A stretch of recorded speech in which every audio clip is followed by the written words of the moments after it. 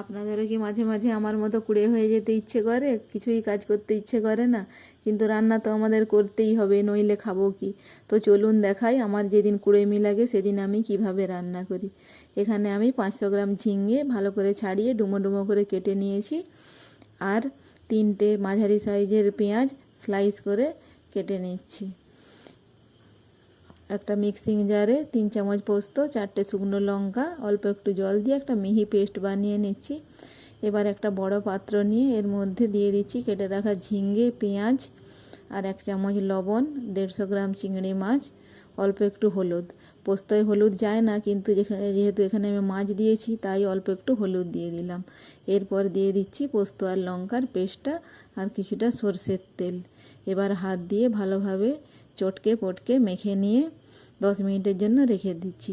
10 minute পরে আঁচে একটা কড়াই বসিয়ে এতে দিয়ে দিচ্ছি 2 চামচ সরষের তেল, 2টো শুকনো লঙ্কা আর মেখে রাখা ঝিঙ্গেটা, আর দিয়ে দিচ্ছি 1 টেবিল স্পুন জল।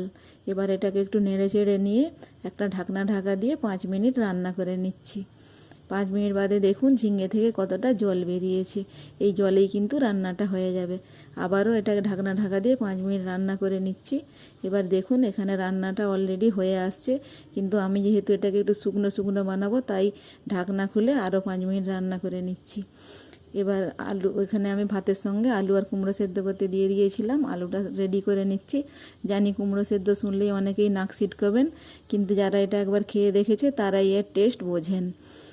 এখানে আমি লঙ্কা ভাজার সময় তেলের উপরে 1/2 চামচ গোটা সরষে দিয়ে দিয়েছিলাম, আর সরষেটা ফুটে উঠলে আঁচটা বন্ধ করে কাঁচা পেঁয়াজ, লবণ আর এই লঙ্কা তেলটা দিয়ে কুমড়ো ভাতেটা আমি রেডি করে নিচ্ছি। এবার ডাল সেদ্ধ নিয়েছি, মসুরের ডাল, এর মধ্যে দিয়ে দিচ্ছি অল্প একটু সরষের তেল, কাঁচা পেঁয়াজ আর কাঁচা লঙ্কার কুচি দিয়ে আমি এভাবে এটাকে রেডি করে নিয়েছি। এদিকে দেখুন ঝিঙে পোস্তটা একদম রেডি হয়ে গেছে। এটাকে আমি একটা বড় বাটিতে তুলে নিচ্ছি, আর এটা কিন্তু আমি গরম ভাতের সঙ্গে সার্ভ করব। আপনারাও যেদিন আমার মতো কুড়ে হয়ে যাবেন সেদিন অবশ্যই এই রান্নাটা একবার ট্রাই করবেন। আর আমার রান্না যদি ভালো লাগে আমার চ্যানেলটা সাবস্ক্রাইব করে দিবেন।